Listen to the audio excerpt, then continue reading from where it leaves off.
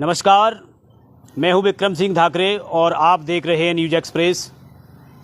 जी हाँ, इस समय हम मौजूद हैं आगरा के कहरई चारोल एनक्लेव में, जहां आप मेरे पीछे देख सकते हैं कि जो जल भराव की समस्या है वो किस प्रकार यहां पर बनी हुई है। तमाम राहगीर इसी रास्ते से होकर निकलते हैं, स्कूली बच्चे भी इसी रास्ते से होकर निकलते हैं। तो राहगीरों के लिए ये जल भराव और स्थानीय लोगों के लिए जी का जंजाल बना हुआ है। तो जानेंगे उनसे कि किस प्रकार की ये समस्या है और कब से यूं ही बनी हुई है और ये समस्या आखिर है क्यों। यहाँ पर जो जल भराव है वो क्यों है। और ये सामने आप देख रहे होंगे पुलवामा शहीद कौशल कुमार रावत, पुलवामा आतंकी हमले में जो आगरा के कौशल कुमार रावत शहीद हुए थे। देश के लिए जान की बाजी लगाई थी उन्होंने, देश की रक्षा में प्राणों का बलिदान कर दिया। पुलवामा शहीद कौशल कुमार रावत जी की यहाँ पर प्रतिमा है, प्रतिमा स्थल यहाँ पर बना हुआ है। उसी रास्ते से ये जलभराव की स्थिति है। और ये आप देखो, तस्वीरों में देख भी रहे होंगे, लाइव आप देख रहे हैं कि स्कूली बच्चे, नन्हे मुन्ने बच्चे इसी रास्ते से देखो निकल कर जाएंगे। तो किस तरीके से ये जद्दोजहद के बाद इस रास्ते से निकलेंगे। और ये तस्वीरें मैं आपको दिखा दूं कि देखिए यहाँ जलभराव की स्थिति क्या है। नालियाँ बिल्कुल चौक पड़ी हुई हैं, जल से बिल्कुल लबालब हैं और जो दीवारें हैं बिल्कुल जर्जर अवस्था में निरंतर कमज़ोर होती हुई। तो तमाम स्कूली बच्चे इसी रास्ते से निकलेंगे। देखिए किस तरीके की जो गंदगी का आलम है वो साफ नज़र आ रहा होगा।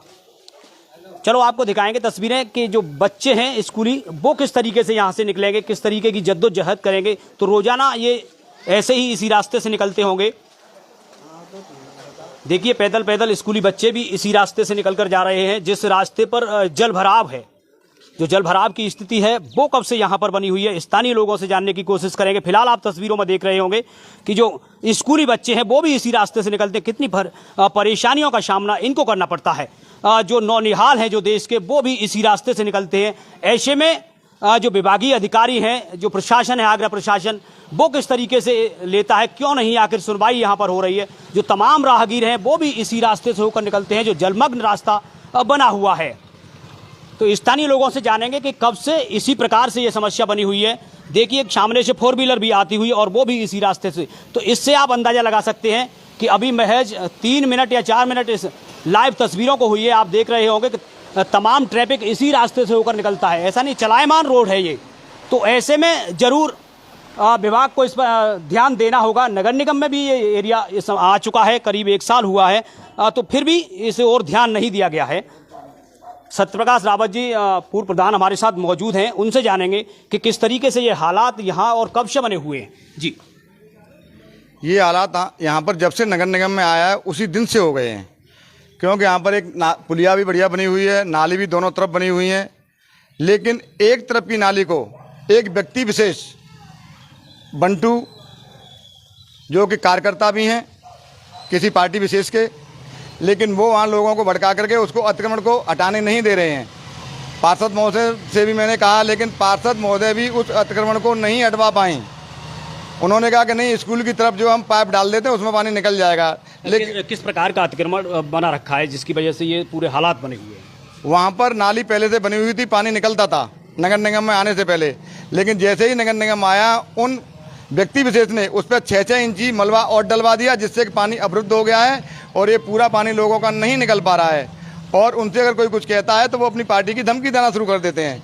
लेकिन उनको गरीब बच्चों से, स्कूल के बच्चों से कुछ नहीं लेना देना है। तो मैं आपके माध्यम से सरकार से, माननीय पार्षद महोदया से, सभी अधिकारियों से हाथ जोड़कर अपने भाई की पुलवामा शहीद कौशल कुमार की तरफ से भी और अपनी तरफ से भी एक अपील करता हूं, इस पानी की निकासी जल्द से जल्द कर दी जाए, जिससे कि हमारे जो आने वाले बच्चे हैं, जो आम लोग, इस परेशानी से निजात पाएं।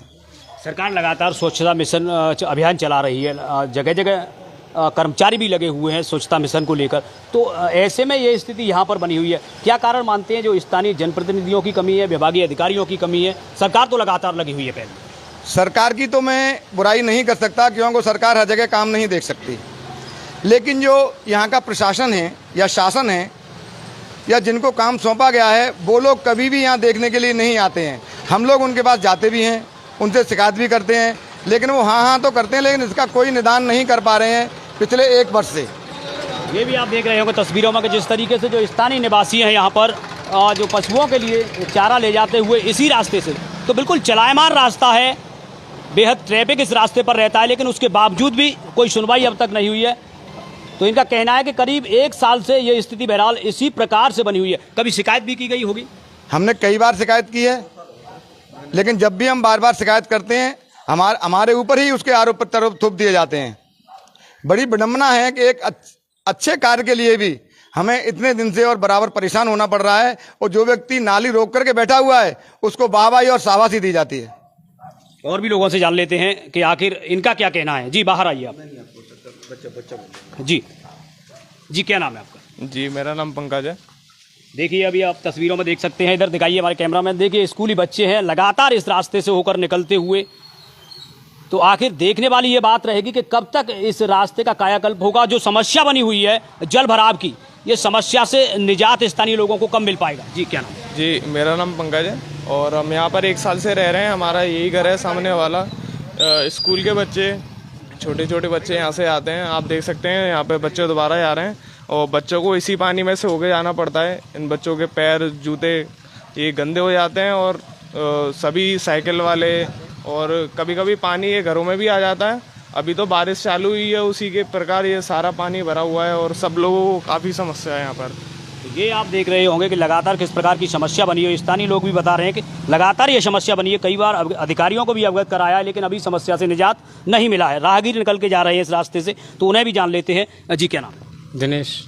दिनेश जी, कितनी समस्याओं का सामना यहाँ पर करना पड़ रहा है जब जल भराव की स्थिति है, उसी रास्ते से आप निकल के जा रहे हैं? दिक्कत तो बहुत है, बच्चों को सबसे बच्चों को परेशानी। अब कल परसों हम भी गाड़ी ले गिर गए थे, यहाँ पे इतना पानी भरा हुआ था, फिर भी आप देख सकते हो क्या हाल है। फिर तो आप देख सकते हैं कि हालात कितने भयावह यहाँ पर जल भराव के चलते हुए हैं।